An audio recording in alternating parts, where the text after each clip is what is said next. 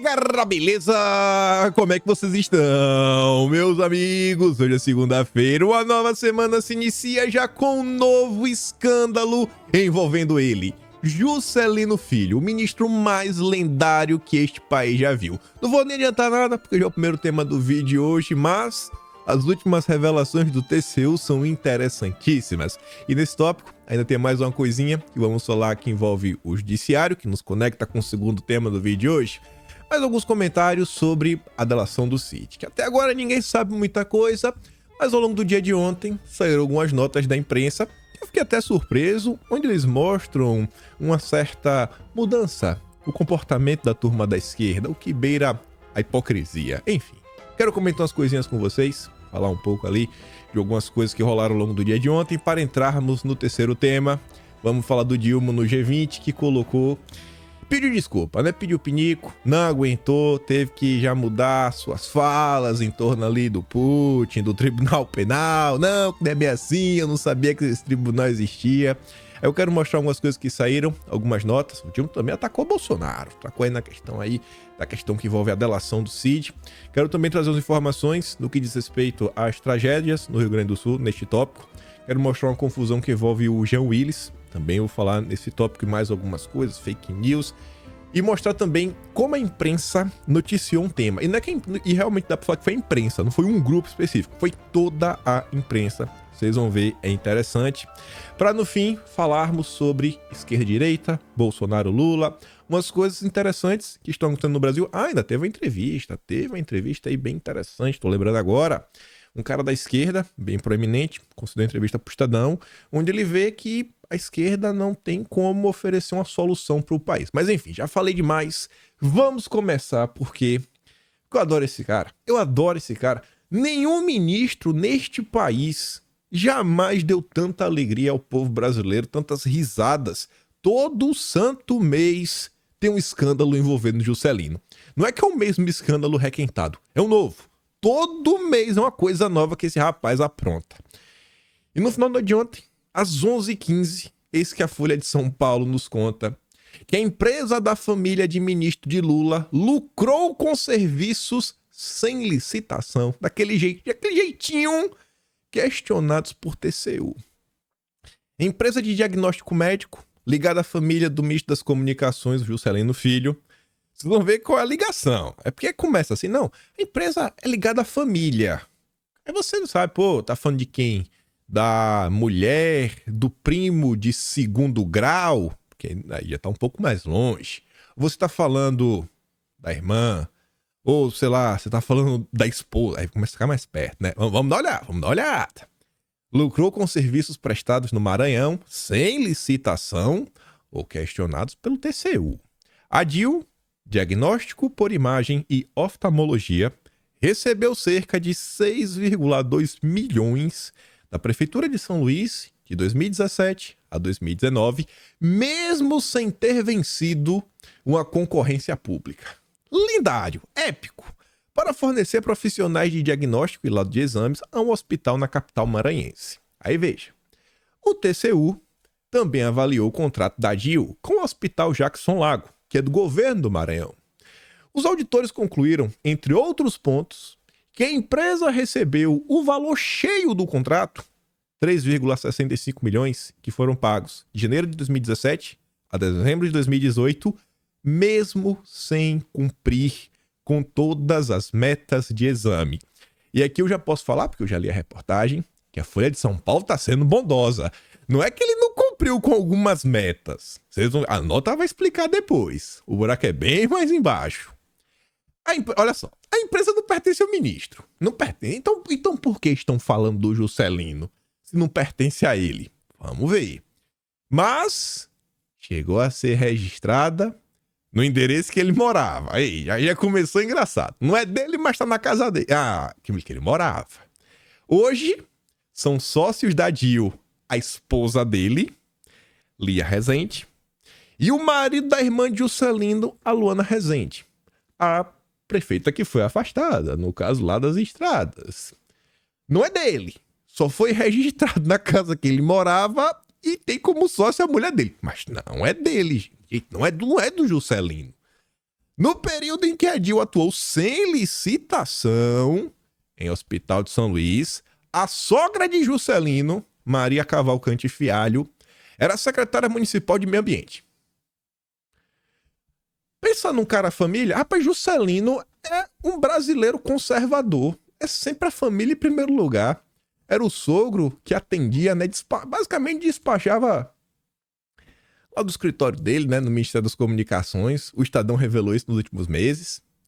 Juscelino e sua irmã, que é sócia da DIL, diz, né? Estão no centro das suspeitas, possível fraude envolvendo convênios para obras de pavimentação lá da Codevasf, etc. Tudo mais. A gente já comentou muito sobre isso.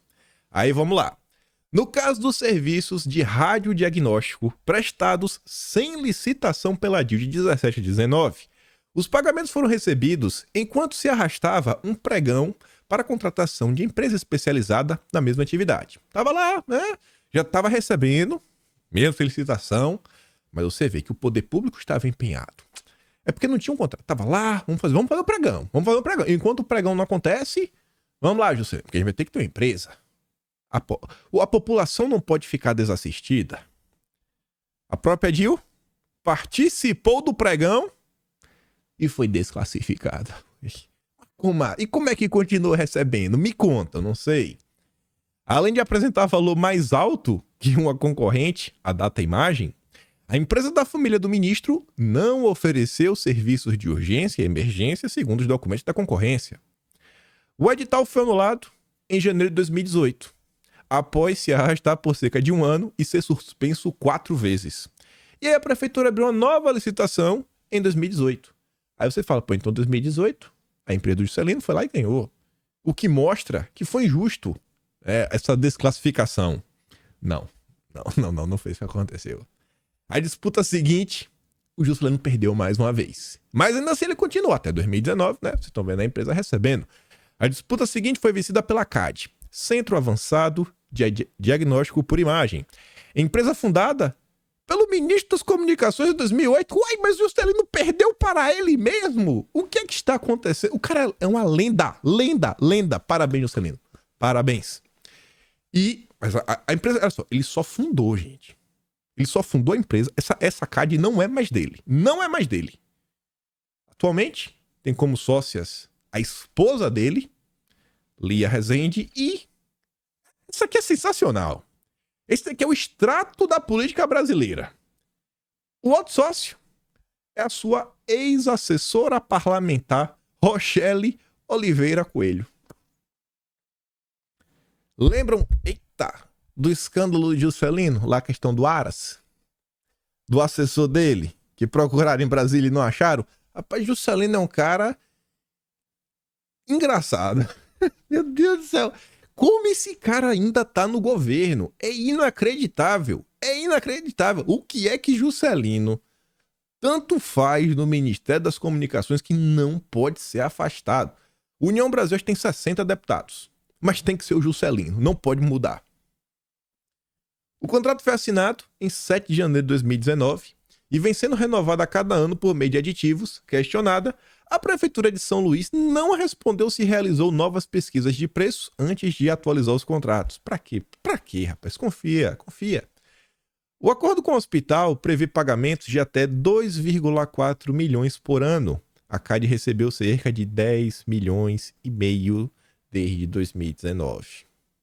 A Data Imagem tentou impedir na justiça a anulação da primeira licitação, aquela que a empresa perdeu, e a abertura de nova disputa. Na ação, que foi rejeitada, a Data Imagem afirmou que havia uma espécie de conspiração em curso para favorecer as concorrentes ligadas à família de Juscelino Filho.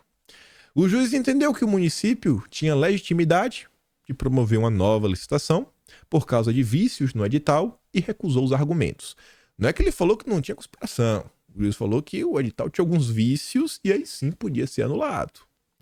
Além de contratos com prefeituras, as empresas ligadas à família do ministro das Comunicações recebem verbas por serviços a hospitais do governo do Maranhão.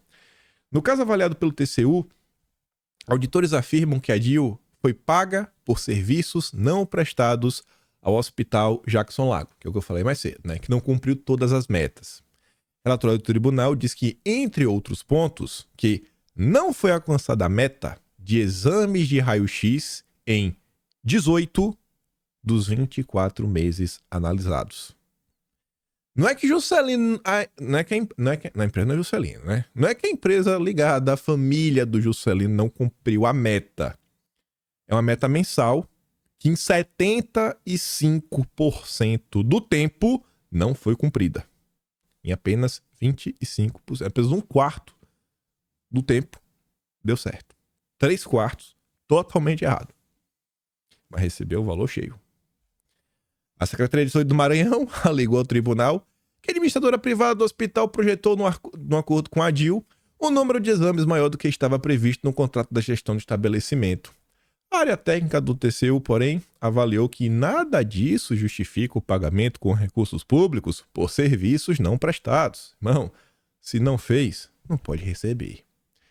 Aí a nota entrou em contato com o Juscelino, também tentou procurar a sua ex-assessora. A ex-assessora não quis comentar nada, não respondeu à Folha. Mas o Juscelino, em nota, o Ministério das Comunicações diz que o Juscelino não é sócio das empresas. Não é só a mulher dele. Ele não tem nenhuma responsabilidade sobre isso. Ah, mas a empresa foi aberta na casa dele? Sim, mas não é mais dele. Parem de atacar o ministro, parem! Ele é inocente! A tentativa de associá-lo é mais uma da coleção de ilações que tentam responsabilizá-lo pela atuação de terceiros com um propósito claro de atacá-lo moralmente. Gente, não é uma nota, não são 2 notas. Todos os meses deste ano, todos, sem exceção, o Juscelino aparece na imprensa envolto em um escândalo. Todos os meses. Todos. Não teve um mês que ele passou em branco. Isso tudo está registrado no Atlas Brasileiro. Tem um capítulo em todos os Atlas. Em alguns está só com o nome escândalos, e aí você tem os subtemas. Quando bota em campo, porque tem os que estão além dos escândalos ministeriais, e nos meses que só tiveram escândalos envolvendo ministros, o nome do capítulo é escândalo ministeriais. Mas ele tá lá, em todos os capítulos. E para não gastar muito tempo nisso, avançando, só para falar uma coisinha rápida do Judiciário e do Atlas, pra gente entrar na questão da delação. Tava passando ontem, dando a lida normal na Veja, e eu deparei com essa nota aqui. Vencedor do Nobel de Economia vai falar aí na nossa mais alta corte deste país. Aí eu falei, Nobel de Economia? Eu já comecei assim, né? Olhar, falei, olha, já sei quem é, já suspeito. Aí eu fui abrir a matéria. Confirmei que realmente é quem eu esperava. O Joseph Stiglitz. Ele vai lá, dar uma palestra, falar sobre crescimento econômico com estabilidade e inclusão social. E aqui eu não vou me debruçar muito, mas se vocês abrirem o Atlas Brasileiro de março, e óbvio, o Atlas só existe por causa de vocês, março, a partir da página 100, começa nessa nota, acreditamos no bom senso de que vamos ter redução da taxa de juros. Essa primeira nota foi uma palestra, quer dizer, foi um evento que teve na Fiesp, o Alckmin estava lá, e além do Alckmin, olha no subtítulo, em evento, o BNDES se torna palco para pedido de queda da Selic às vésperas da reunião da Compom. O presidente da Fiesp chama a taxa de pornográfica e Nobel de Economia disse, meu Deus, que é o fim do mundo. O mesmo Nobel de Economia que agora vai palestrar para o nosso judiciário. O mesmo Nobel foi convidado para ir na Fiesp, do José Gomes. Parece que é um cara meio de esquerda. E aí nas páginas 101 e 102, vocês podem saber um pouco mais.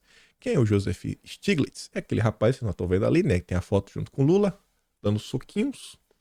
Ele aparece em algumas outras notas que eu acho até complicado dele falar de crescimento econômico. Porque você vê ali, ó, o colombiano Alexander Lopes Maia falava, ó, Colômbia vai bem com a gestão que o governo está a dar de Gustavo Petro, a Francia Marques, né, a vice, a economia do país. Suas decisões foram apoiadas pelo Prêmio Nobel de Economia Joseph Stiglitz e pelo Fundo Monetário Internacional em visita de boa exibição, né? É um governista, é uma espécie do petista da Colômbia, apoia o Petro, e ele está baseando as opiniões do Stiglitz para falar, ó, o Petro tá mandando bem. Quem diz isso é o Nobel da Economia. E aí no Atlas tá lá a notícia do espectador. A Colômbia está indo na direção certa, né? Que é a notícia que o Stiglitz falou, não, tá dando certo, tá, né? Por outro lado, o grupo Semana mostra lá, Colômbia vai mal, mas na direção oposta, mostrando que o Stiglitz errou. O Panamá Post também diz, o Stiglitz, o defensor de Chaves, que empurra a Colômbia para o abismo da Venezuela e a Argentina. Diário Financeiro, Stiglitz fala em milagre argentino e lança duras críticas ao FMI, a Argentina, que está vivendo o caos que vocês estão vendo. E fecha lá com a notícia da Bloomberg. Nobelista Stiglitz rejeitado após elogiar a economia milagrosa da Argentina. É um cara que não é levado a sério. Não é levado a sério porque ele erra. E ele erra constantemente em suas previsões. Falou que a Colômbia... Primeiro ele falou da Argentina. Estava no caminho certo. Saiu notícia recentemente na Globo que tá faltando até carro agora, porque não tem mais dólar. Não tá tendo mais carro importado. Tá faltando um monte de coisa na Argentina. Um caos total. Colapsou o país. Mas segundo Stiglitz, não, a Argentina tá indo muito bem. A Colômbia tá indo de mal a pior. Mas tá aí. Vindo ao Brasil, no momento que o Brasil vive, é total sentido, né? Ele vai falar que tá bem e todos os números no Brasil mostram que esse ano já vai ter um déficit absurdo e no ano que vem também. Ainda que o Haddad siga na sua tese que não, vamos zerar o déficit de 2024, etc, tudo mais, com todos os números mostrando o contrário, a arrecadação caindo, todo mundo aí se perguntando, e o desemprego, será que vai aumentar? Porque tem muita gente que está meio que segurando a taxa de desemprego atual, são os empregos informais, o que a esquerda lá atrás chama da precarização da economia. E agora? Vamos ver aí, né, como é que vai rolar. Mas vamos continuar. Vamos falar do judiciário. Judiciário não, né? Da delação. Aqui só mostrar algumas coisas.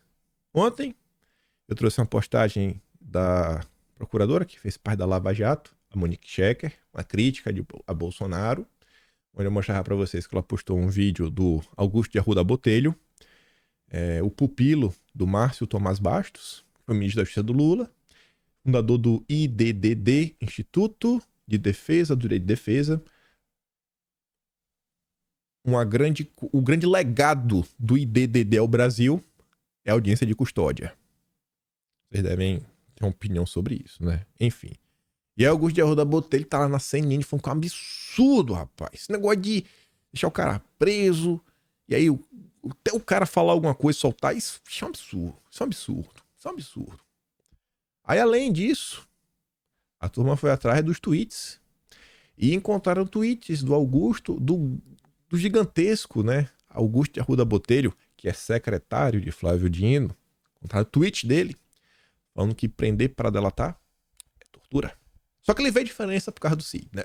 Porque é de direita. De direita é diferente. De direita pode.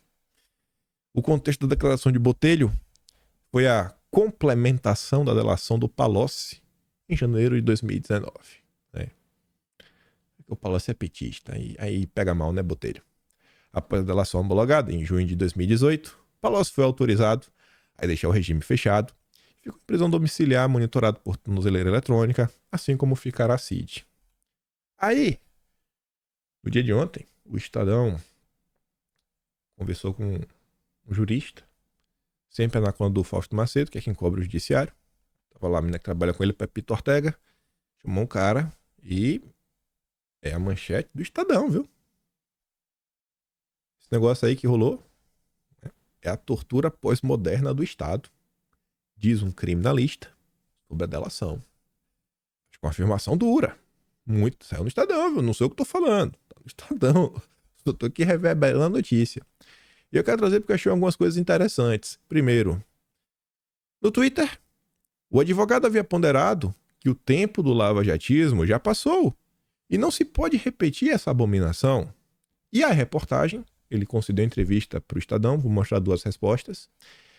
O advogado disse ver uma espécie de repetição dos modos da extinta Operação Lava Jato, guardadas as devidas proporções. Pô, acho que eram coisas que no passado as pessoas repudiavam e muito, né? Ele fala muita coisa, mas vamos ver. Só duas respostas.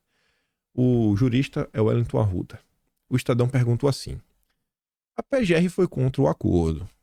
E o Aras afirmou que o órgão não aceita acordos conduzidos pela Polícia Federal, Como é que o senhor vê essa discordância, né, da delação? Aí ele diz que é natural que a PGR haja dessa forma. É a busca pela consolidação do seu espaço como titular da ação penal assegurada pela Carta Constitucional. Na Constituição, né, que a PGR tem um papel nesse processo. Aí a jornalista pergunta, e qual seria o impacto dessa discordância? Do fato da PGR não estar no meio de campo?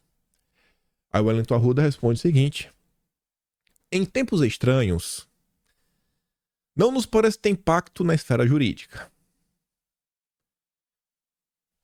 reverberando apenas na esfera política e social, já que uma parcela da população usará essa argumentação para alegar perseguição. Essa fala eu achei muito forte, porque ele já está partindo do pressuposto que estamos vivendo em tempos estranhos.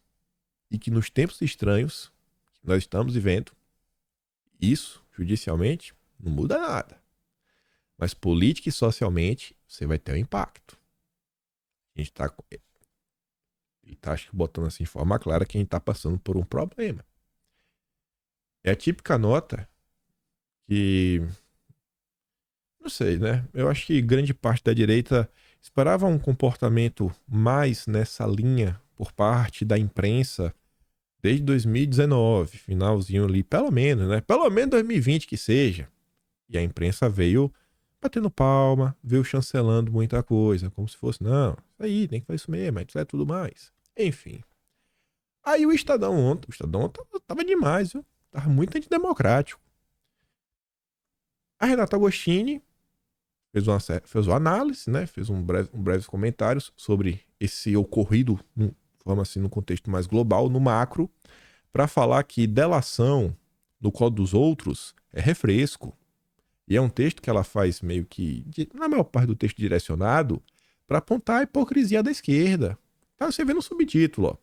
Os que ontem vociferavam contra a existência de delatores, que era a turma da esquerda, hoje celebram a chegada de mais um. Os que hoje enxergam a agenda política do Supremo, ao confirmar a delação, ontem festejavam o destino de delatados. Só que essa simetria eu acho que é meio complicada de comparar. O que foi o caso do Odebrecht, o que foi o caso do Petrolão, né? Tudo mais, com o caso atual, eu acho que é bem diferente. Mas tudo bem. Mas ela está pontuando, né? Que tem uma tensão na sociedade. Tem uma tensão acontecendo. E o Estadão citou essa outra nota, que eu acho que é ainda muito mais antidemocrática, onde eu acho que o Estadão deve estar distorcendo em algum pedaço. Eu tenho certeza que não foi só isso que aconteceu, mas o Estadão fala que um grande ministro, no passado, já disse que soltar preso após delação é perversão. E o Estadão tava mostrando, pô, falaram isso no passado, né? Então, tá meio estranho. Aí tá ali, e caso do Cid gera debate no meio jurídico. Com a delação, né? Provoca discussão entre juristas, antigos críticos dos métodos da Lava Jato silenciam em relação ao caso do Cid. Tá meio estranho, né, gente? Tá meio... Imagine, pra imprensa estar comentando isso, eu acho que tá bem estranho. Vamos continuar. A Folha de São Paulo, ela soltou uma nota também, não falando deste caso especificamente, mas está focando muito mais na decisão em torno, né, da Lava Jato, anulação, que ocorreu nos últimos dias. O jornalista faz toda uma contextualização do que já aconteceu no passado, fala das grandes anistias que já foram concedidas desde o início da República, né, na velha República, lá de Deodoro até os dias atuais, quais foram os momentos, quais foram as importâncias de algumas anulações desses problemas políticos, etc., para uma pacificação da sociedade. E no final do dia ele fala sobre tudo isso para falar que quando é um ente político que toma esta decisão, a sociedade normalmente encara de um jeito. E às vezes a coisa vai para o caminho mais bacana. Só que quando o judiciário entra nessa seara e acha que cabe ao judiciário esta anulação, essa anistia judiciária, os impactos podem ser bem negativos. E a imprensa tá se questionando, assim, cara, olha só, pô, será que vocês não estão fomentando um clima de mais divisão na sociedade? Eu vou trazer um parágrafo. A anistia judiciária representa uma expansão anômala do poder do Supremo como árbitro político e terá vastas consequências não antecipadas. Engendra uma hiperpolitização do tribunal e uma polarização sem paralelo, que em outros países se manifesta em questões como meu corpo, minhas regras. As evidências para mostrar que o clima não tá bom são eloquentes. 44% dos eleitores confiam na corte. E os idênticos, outros 44%, não confiam. E aí quando você vai analisar, no grupo de eleitores do Lula, 81% confiam. No de Bolsonaro, 91% não confiam. Então, eu acho que acaba por demonstrar que é uma decisão que continua a polarizar a sociedade brasileira, a continuar fragmentando a opinião pública e dificultando o entendimento ao entorno de Brasil. O que eu acho que é o contrário do que o consórcio prega, né? O que o próprio Lula falou durante a campanha, que queria unir o Brasil de novo. Enfim, ver a imprensa falar sobre isso nas últimas horas foi no mínimo curioso. Quero ver quais são os desdobramentos para os próximos meses de alguns temas em torno do Brasil. Não acho que tudo vai se resolver do dia para noite, tudo vai ficar bonito, maravilhoso, mas vamos dar uma olhada, né? Críticas. Eu vi certa vez que alguém falando o seguinte, né? Na Lava Jato ela teve seu ápice, depois começou a ver um questionamento aqui, um questionamento acolá, questionamento aqui, questionamento acolá, e aí quando veio a Vaza Jato, foi aquela confusão, e vocês estão vendo hoje em dia. Então, as pessoas escutam alguns comentários, algumas pessoas do direito, né, conversam e falam assim, ó, acho que algum dia a situação minimamente vai ter que mudar os ares. Não dá para continuar do jeito que tá por muito tempo. Já tá gerando uma certa satisfação. Mas, vamos lá, né? Tá na mão de Deus. Nas últimas horas também, já na madrugada de hoje, tá aqui na nota da Patrícia Campos Melo, quase em tempo real, Lula concedeu entrevista ao final do G20, virou essa manchete. Bolsonaro estava envolvido até os dentes na tentativa de golpe. Eu quero saber que golpe é esse, né? Mas enfim. Indagado sobre o fato do auxiliar de Bolsonaro, Cid, estar prestes a fazer uma delação premiada, Lula disse estar claro que Bolsonaro estava altamente comprometido, abre aspas, cada dia vão aparecer mais coisas e vamos ter mais certeza de que havia perspectiva de golpe, o ex-presidente estava envolvido nisso até os dentes. Isso é uma fala adequada para o mandatário da nação numa entrevista, sendo que o que é que ele sabe para ele falar isso? O que é que ele sabe para falar isso? São afirmações pesadas, são afirmações muito pesadas, mas a imprensa só dá como fato vida que segue.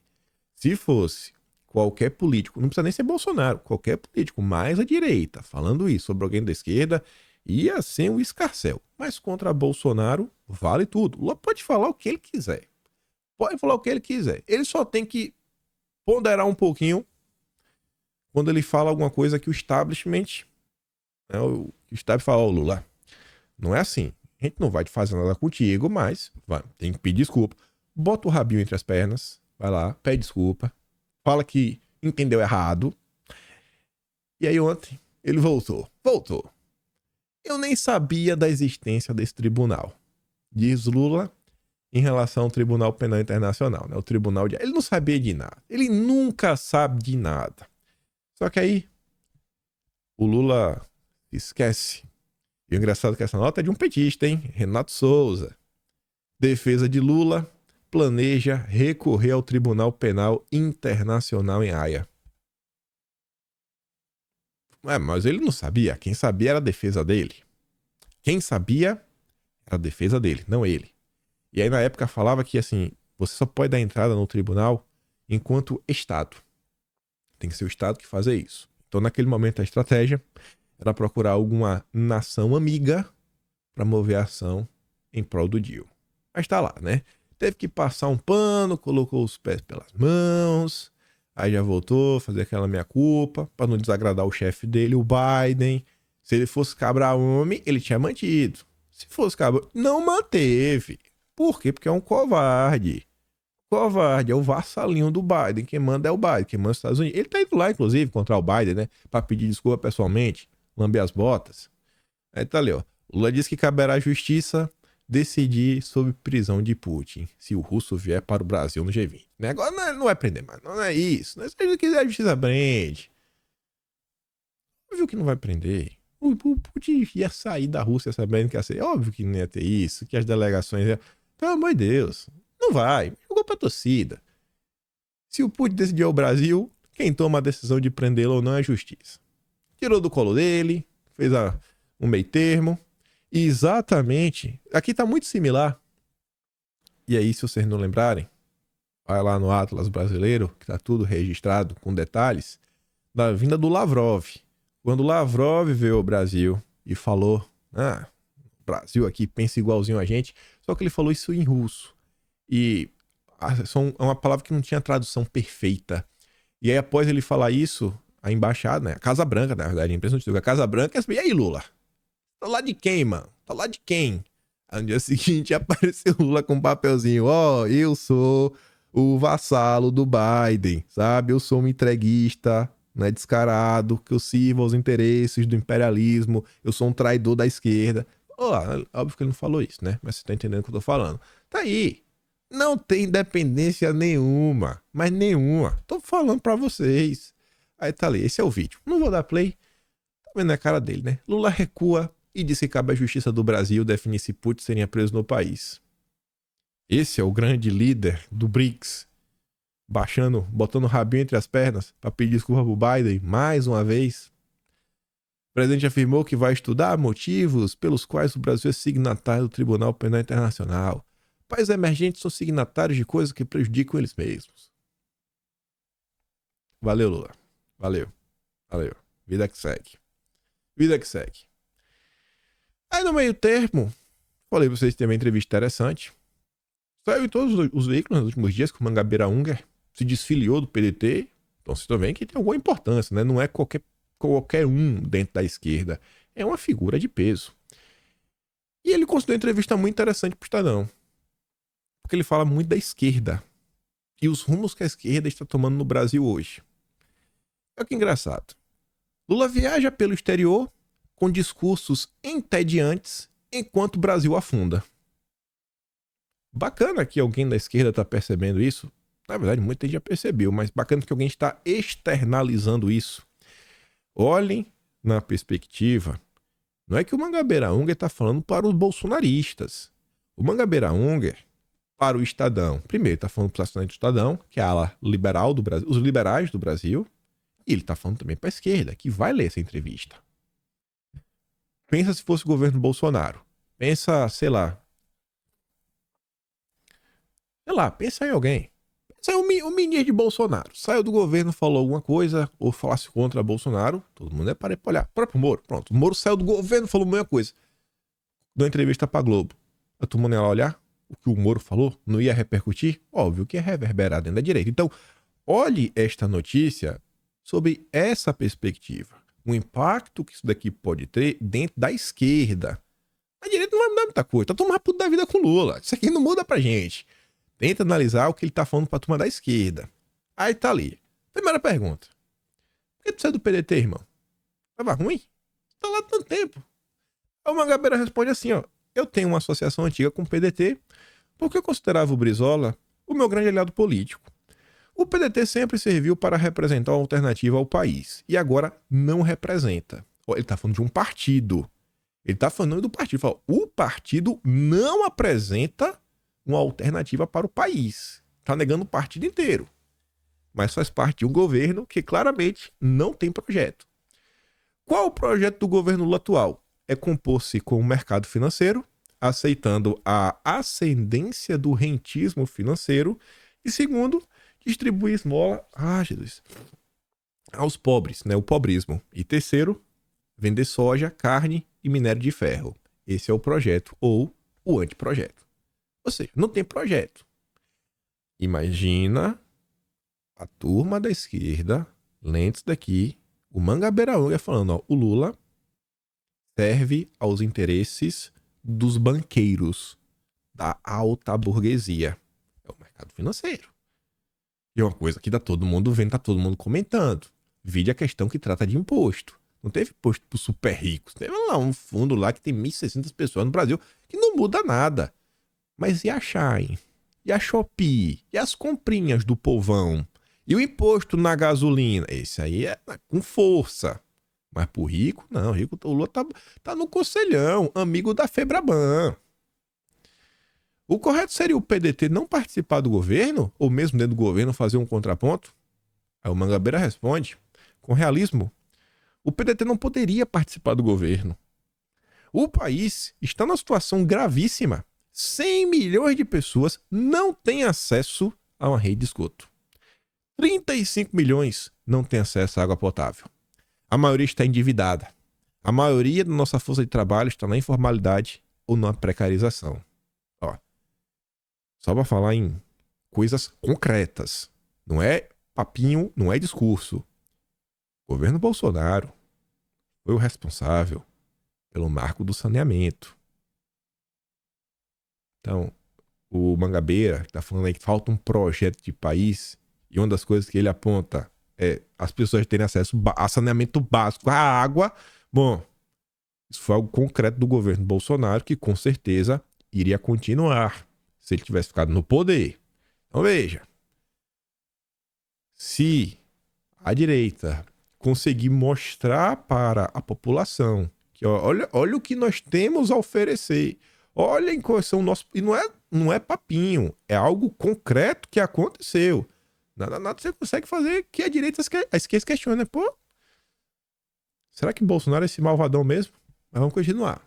Não há qualquer indício de um projeto nacional produtivista, capacitador, e o presidente se refugia viajando nos estrangeiros em projetos de vaidade pessoal. Olha essa frase agora. As forças que representariam uma alternativa, ou seja, PDT, PSB, PCdoB, todas estão se transformando em linhas auxiliares deste anteprojeto nacional. O Mangabeira, ele negou que a solução esteja nos partidos de esquerda. O PT já não tem. Ele falou que o PDT, PSB e PCdoB também não tem. Ele nem fala o PSOL, porque ele já não considerava o PSOL como solução. O Mangabeira ele não era aquele cara que apoiava essa agenda identitária na esquerda. Aí diz assim, o PDT não é mais o mesmo do Leonel Brizola, do Laci Ribeiro? Aí ele fala, claramente não é o mesmo. E esta decisão de partir passivamente de um governo Lula, que não tem projeto algum, é radical. É a abdicação de qualquer projeto que mantenha continuidade e coerência com o que foi o nosso projeto inicial. Mas eu não gostaria de ver esse gesto, sobretudo, sob o ângulo da ortodoxia partidária. Ele não tá vendo, ele não tem mais fé nos partidos. O ponto central é a situação calamitosa em que estamos no Brasil e a necessidade agora de juntarmos todas as forças sem preconceitos para criar uma alternativa nacional. Aí... Putz, eu não coloquei aqui a frase, não acredito. Ah, coloquei, pronto aqui. Eu vou pular para essa. Porque você vê, ó, a solução não tá na esquerda. Aí você fala, pô, então, será que o Mangabeira vai apoiar Simone Tebet? Será que o Mangabeira bota fé na terceira via? Não sei. A entrada do Centrão no governo Lula agrava o problema? Olha a resposta. Eu não vejo a desorientação e a mediocridade dos partidos como causa desse quadro. Elas são a consequência. A explicação é não haver um projeto forte encampado por quem deveria ter o projeto, que é o presidente do governo. Os partidos deveriam se posicionar em relação a isso, mas nós não podemos esperar agora da elite política. Se os políticos não resistirem a essa situação, nós, os cidadãos, temos que falar pelo Brasil. O cara perdeu a fé nos políticos. Não é para falar que não, tô saindo aqui do colo do Lula para estar no colo da terceira via. Não é nem isso. Olha o aceno que ele tá fazendo para a turma da esquerda. Falando, não tem representantes. A esquerda não abraçava a terceira via. Continua sem abraçar. Eu acho que essa turma, se caísse na real, e tivesse olhado para o governo Bolsonaro longe dos olhos da Rede Globo, teria visto que foram enganados. Aquele papinho ridículo. Ai, meu Deus do céu. Caiam na real. Caiam na real. Caiam na real. Esse é o ponto. Como mostrar para essa ala da esquerda que questiona, tá vendo que o governo Lula é um fracasso, como mostrar para essa turma que a direita é a solução? Temos que levar. E olha o questionamento dele. Falta um projeto nacional, falta um projeto de país. Não posso falar pela direita, mas eu posso falar por mim. Já tem mais de 3 meses que eu tô falando. Temos que discutir sobre isso. Para quando surgir as pessoas se perguntando, pô, ninguém tem um projeto de país? Ó, rapaz, eu vi ele na direita, hein? Eu vi na direita alguém questionando. Eu não tô só sobre o Brasil, mas eu observo a sociedade. Eu observo as bolhas. Eu tento entender, vejo, cara, quais são as demandas? O que hoje eu vejo algumas pessoas querendo nas redes sociais? Eu tô vendo que as pessoas estão querendo algum tipo de solução. Pô, temos que falar disso, então temos que mostrar quais são as soluções da direita. Que eu acho que são soluções muito boas. Tirar o Estado do cangote do cidadão e deixar o Estado aqui para realmente ajudar nas mais diversas formas, desburocratizando. Ele nem botou aqui, eu acho que eu nem colocou aqui, mas na entrevista dele ele fala sobre uma possível solução. Aí o Mangabeira fala, cara, ele fala que já tem uma economia latente, que ele fala assim, que tem que ajudar a economia como um todo. Ele não é um cara assim ortodoxo, não, tem que fazer isso. Esse daqui é o plano pro Brasil inteiro. Então ele fala, ó, cada região é uma região. E ele fala que o brasileiro é muito criativo. Quando você volta para o governo Bolsonaro, e aí não é palavra, não é falação, né? Não é tititi. Ações reais. O governo Bolsonaro, ele reduz imposto. Cara, isso ajuda todo mundo. Isso ajuda os criativos. Ele facilita a questão de crédito. Desburocratiza. Digitaliza tudo. E torna a vida do cidadão mais fácil. Bancariza o Brasil inteiro. Muita gente que sequer tinha uma conta no banco, porque a questão do auxílio começou a ter, foi aquele período de pandemia. E isso ajuda. Isso torna a economia mais dinâmica. Que foi exatamente o que aconteceu. O Mangabeira também defende o fortalecimento do agronegócio. E foi que mais ajudou se não foi o governo Bolsonaro, miserável? Eu não consigo entender como essa turma diz que não tem projeto. E o que eles estão buscando era exatamente o que tentaram fazer ao longo dos últimos 4 anos. Onde estava esse cidadão nos últimos 4 anos? Ele já estava em Harvard dando aula. Vamos voltar para as perguntas anteriores. Aí ele fala, qual o papel do Haddad na repetição desse modelo que o senhor critica? Né, de ajudar o mercado financeiro e dar esmola para pobre. Aí ele fala, o Haddad é meu amigo, né? Mas ele é um dos arquitetos dessa política que afirma o casamento do financismo e do pobrismo, em que as contas são pagas pela agricultura, pela pecuária e pela mineração. Se elas não estivessem pagando as contas, nós já estaríamos no chão numa crise econômica decisiva. É possível governar o Brasil sem repetir esse modelo? Aí ele fala, claro, né, tem um projeto produtivista, capacitar, só vai se efetivar tocando as realidades, tocando o chão das realidades regionais. Em cada região do Brasil, o caminho da qualificação produtiva e da capacitação está bloqueado. Esta tem que ser a agenda prioritária do país. Não é o presidente ficar viajando pelo exterior, lendo discursos que estão escritos para ele, enumerando platitudes açucaradas como se estivesse se candidatando ao Prêmio Nobel da Paz ou mais diplomas de honor e causas. Enquanto isso, o Brasil está afundando no primitivismo produtivo e educacional. Eu não entendo como esse cara não enxergou nos últimos 4 anos o que Bolsonaro estava tentando fazer. O senhor costuma falar que falar com sotaque, mas não pensa com sotaque. Ele não fala o português assim, normal, né? Ele fala normal. Mas o sotaque dele é o sotaque de estrangeiro, que ele dá aula desde a 70 em Harvard. O presidente Lula está pensando com sotaque nessa perspectiva? Aí ele responde. O Lula parece estar desinteressado do Brasil. Parece que é mais agradável ficar viajando pelo exterior, frequentando essas reuniões em que ele pronuncia discursos entediantes. Os outros chefes de Estado, que são homens sérios de poder, mal conseguem disfarçar o cansaço de ouvir o Lula. Eu não sei por que ele está fazendo isso. Eu posso afirmar ao Lula que o Brasil é um país extremamente interessante e muito mais interessante do que esses países que ele está viajando. Mas nós não podemos esperar uma conversão do Lula, porque é sempre muito mais difícil mudar uma pessoa do que mudar um país. Gente, não é mais... Gente, olha só. É muito mais fácil mudar uma pessoa do que mudar um país. O Mangabeira tá falando o oposto porque ele tá criticando o Lula. Ele tá falando assim, olha só, mudar um país é tão difícil, mas mudar o Lula é mais difícil que mudar o país. Ou seja, ele desistiu do Lula. A esquerda perdeu a fé. Esquerda não tô generalizando. Mas setores da esquerda perderam a fé do Lula. Temos que conseguir pensar como alcançar essas pessoas. Como mostrar para essas pessoas que eles enxergam a direita de uma forma caricata. Essa turma aí, eu tenho certeza, se você perguntar o que, é que eles acham do PSDB, eles vão falar que o PSDB é de direita. E eu tenho certeza que vocês olham para o PSDB e falam, o PSDB é de direita? Que direita é? Só se for direita da esquerda. Só se for direita da esquerda. Mas não é de jeito nenhum. Temos que avançar nas bolhas, de alguma forma. Mas vamos continuar. Vamos voltar pro G20. Falei no início do vídeo que a imprensa noticiou uma coisa de uma forma ridícula. E foi a imprensa, não foi um veículo de imprensa. Vamos a essa coletânea. UOL, Estadão, Folha, Globo.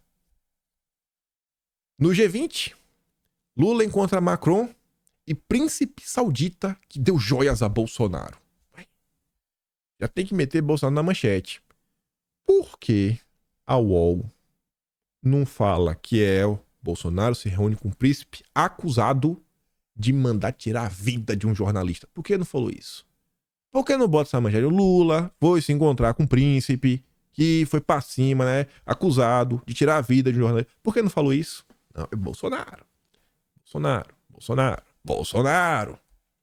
Aí vem o Estadão. A de cima é de ontem. Lula discute investimento com o príncipe saudita que deu joias de presente para Bolsonaro. O mesmo Estadão. Bolsonaro convida príncipe saudita acusado de papapá para a agenda de março. Por que não fala que Lula se encontrou com esse cara? Não. Eles aproveitam para criticar Bolsonaro mais uma vez. Aí você vê. Ele é de São Paulo. Lula se reúne com o príncipe saudita que deu joias a Bolsonaro. A mesma Folha de São Paulo falando sobre o príncipe. Ó, príncipe acusado de, vixe Maria, fazer um escarcéu. Foi recebido por Bolsonaro. Por que não fala isso? Lula foi se encontrar com esse cara. Olha o que esse cara fez, olha o que esse cara é acusado. Pra ver qual é a reação da esquerda. Fala. Não fala, né? Tem que criticar Bolsonaro. A Globo? A mesma coisa. Lula encontra a príncipe saudita que deu joias a Bolsonaro e delegação do país irá ao Brasil analisar obras do PAC. E aí o Globo não colocou na manchete, mas estava no subtítulo. O presidente conversou por telefone com Bin Salman, acusado de ser o mandante, né, bababá, do jornalista Jamal. É toda a imprensa. Toda a imprensa.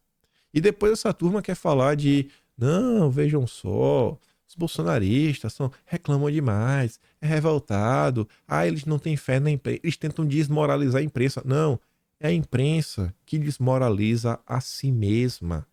São esses jornalistas, eles que se desmoralizam.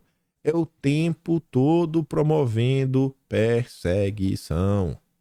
O único que eu vi fazer uma crítica de leve, muito de leve, em relação ao Lula, foi o Guga Chakra. Justiça seja feita. Tá ali, ó. A hipocrisia de Lula ao se reunir com o ditador amigo de Bolsonaro. É melhor amigo, né? Amigo. Ainda falou que o Biden é outro que mostrou sua hipocrisia no G20. Menos mal. A criticazinha à minha boca, né? Mas foi feita. Foi feita. Minha boca, mas foi feita. Aí o Lula, ele foi lá, né, demonstrar todo o seu conhecimento científico. Só vou ler aspas. Um terremoto que também não tem muita explicação a não ser a mudança do clima. Pronto. O terremoto que aconteceu no Marrocos foi o peido da vaca.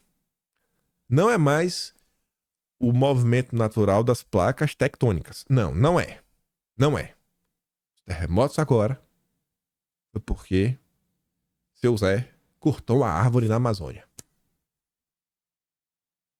Foi porque a empresa de seu João não comprou crédito de carbono. É de doer, bicho. É de doer. Como o cara fala essas platitudes e... Não, Leo. Ainda faz assim, não, o presidente lamentou, né, as vidas perdidas na gente. Ainda faz assim, ó, não, um meio termo, uma passação de pano. Não, olha só o Lula, né? Nossa, prestando aí suas condolências.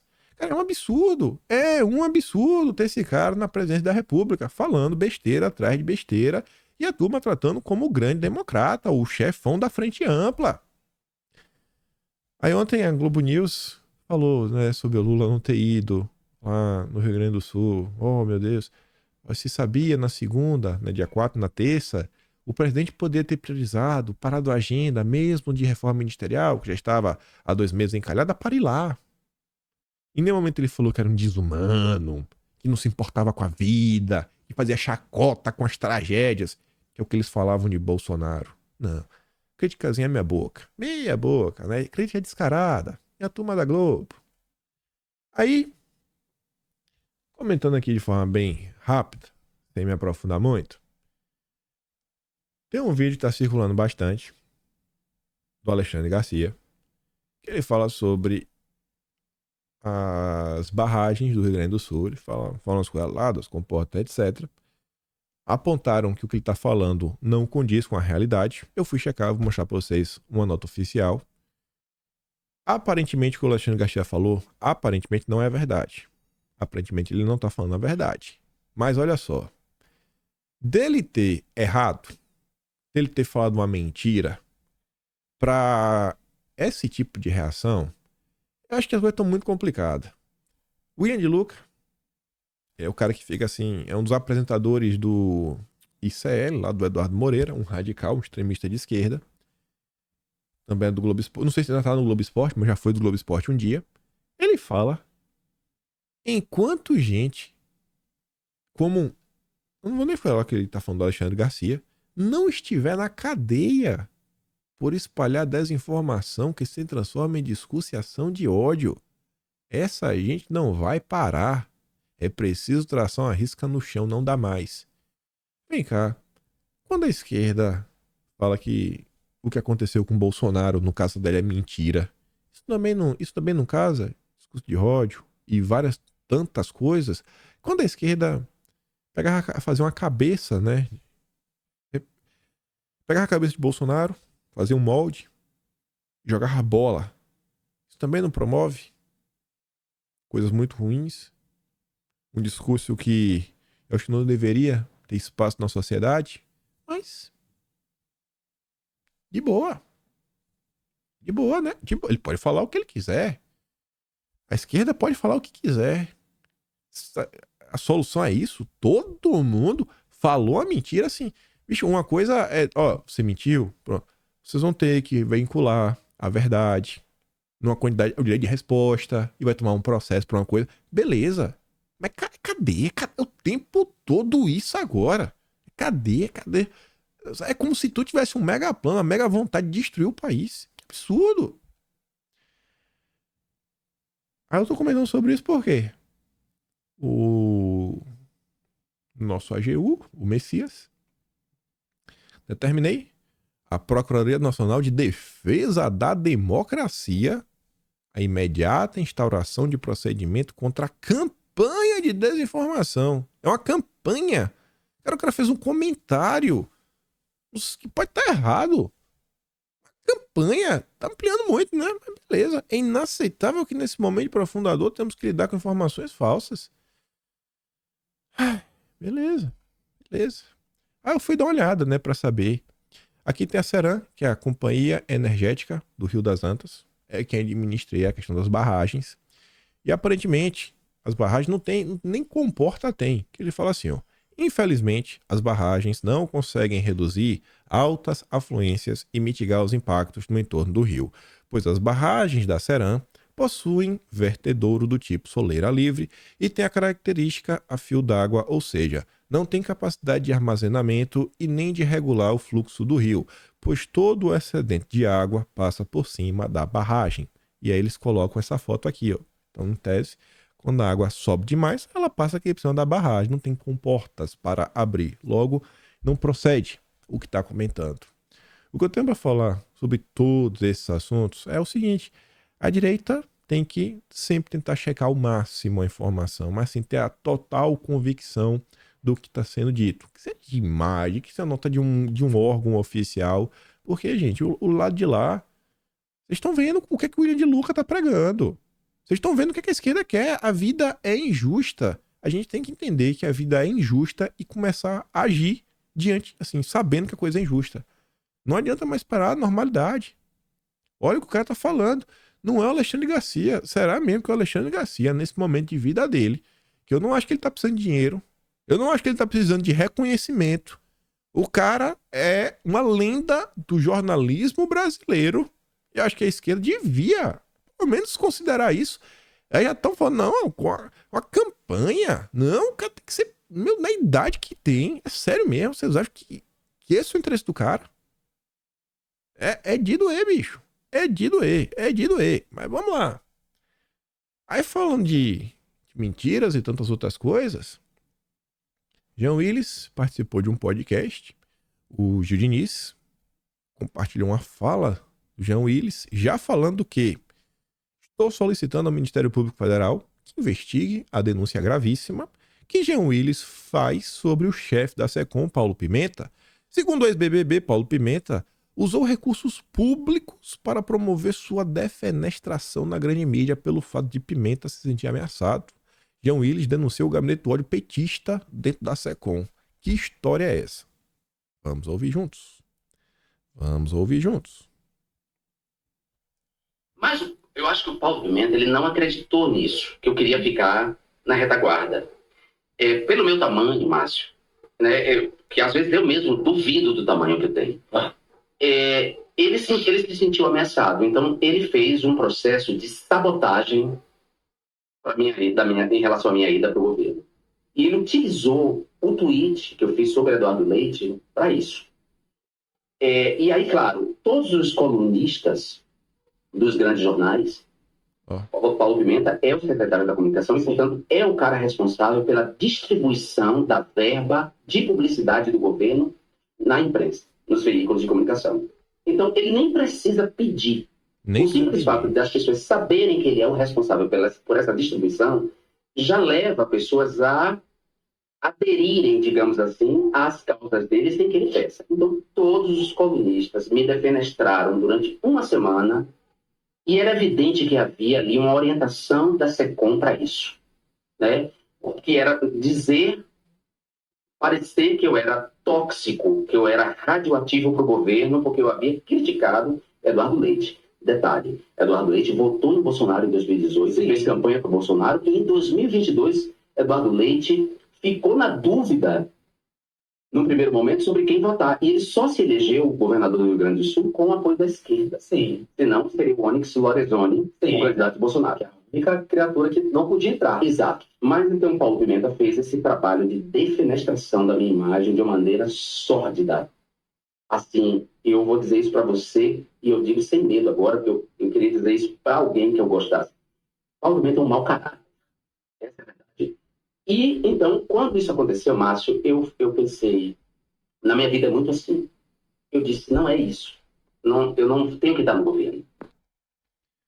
Vocês entenderam, né? Ele fala assim, Paulo Pimenta é o cara que gerencia essas verbas da SECOM. Logo, se eu tô contra o Paulo Pimenta, ele fala, se quer, precisa pedir.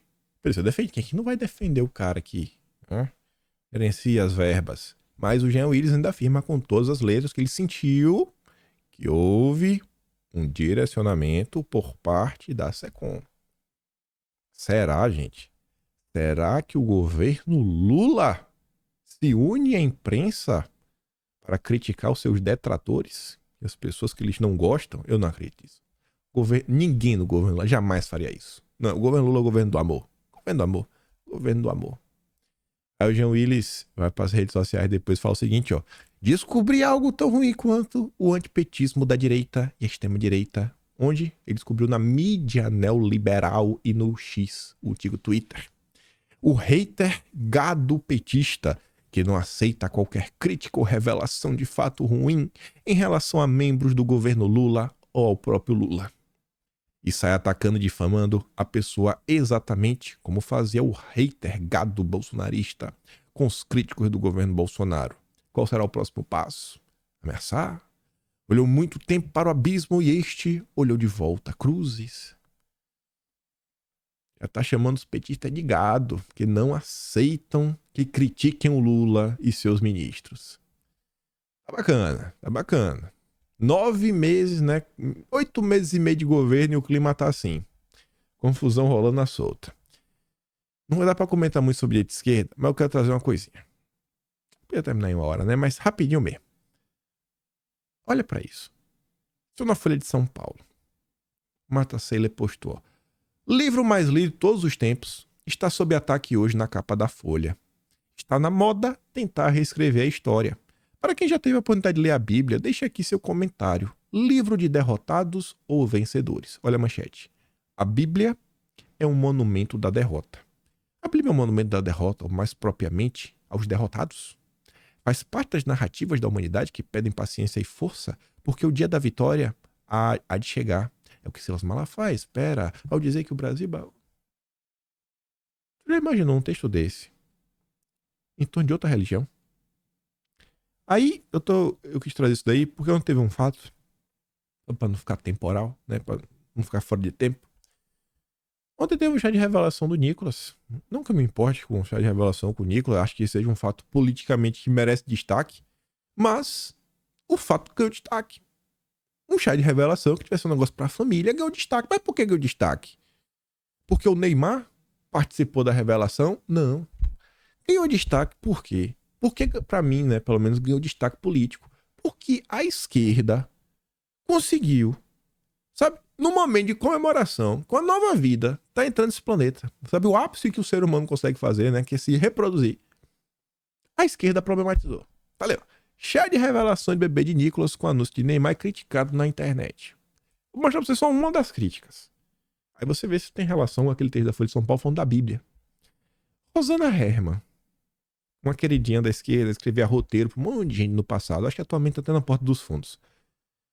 Como, quando, onde começou essa onda, moda / comportamento de chá de revelação, né? Do sexo do bebê. Só lembro que não existia e agora existe em todo lugar. Aí vem um comentário. E isso é extremamente fóbico. É fóbico, né? Preconceito com as minorias. Ela diz, ó, exatamente. Chá de bebê. Coisa de conservador, de fascista e de fóbico. O que a esquerda no Brasil está se tornando é inacreditável. É inacreditável o que você lê na internet. Por causa de um chá de bebê. O ódio dessas pessoas ao adversário político é tamanho que você tem que ler comentários sobre esse. Coitado do Nicolas, na boa, viu? Pai, o que é que tem demais, bicho? Deixa o cara lá, velho. Tu não gosta do cara? Beleza. Vida que segue. Isso é tipo de comportamento de frase que se diga. É um absurdo que fica assim. Mas tá lá o William de Luca querendo plano de quem? Do Alexandre Garcia. Senhorzinho, rapaz, de idade avô. Você até bisavô, se duvidar. Contribuiu pro Brasil não sei quantos anos. Sempre com trabalho, sabe, alinhado, preocupado, envolto de profissionalismo. Ficou na Globo durante anos. Agora, porque tá contra, falou uma coisa que a esquerda não gosta, é cadeia? Pelo amor de Deus. Coitado do Alexandre Garcia. Ai, esquerda, viu? Vou mandar o vídeo lá deixando o Jean Willis no Telegram. Sempre mando os vídeos, você pode ver melhor. Claro, tá meio ruim, né? Foi gravado, acho que alguém assistiu na TV, não foi gravado, foi capturado do vídeo oficial. Enfim. E se gosta do meu trabalho, gosta do meu canal, então valeu. Tem o pé na descrição e tem o Atlas Brasileiro, kimpen.com.br, onde tem todo o registro histórico desse desgoverno e todos os escândalos do Juscelino Filho. Amanhã a gente comenta mais sobre esse último tema. Esquerda e direita, Bolsonaro, eleições e vários outros assuntos. Mas, por hoje ficamos por aqui. Lembra daquela compartilhada. Espero poder ver vocês aqui amanhã, porque eu espero estar aqui amanhã. Aquele grande beijo, abraço, tamo juntos. Valeu, meus amigos. Fui!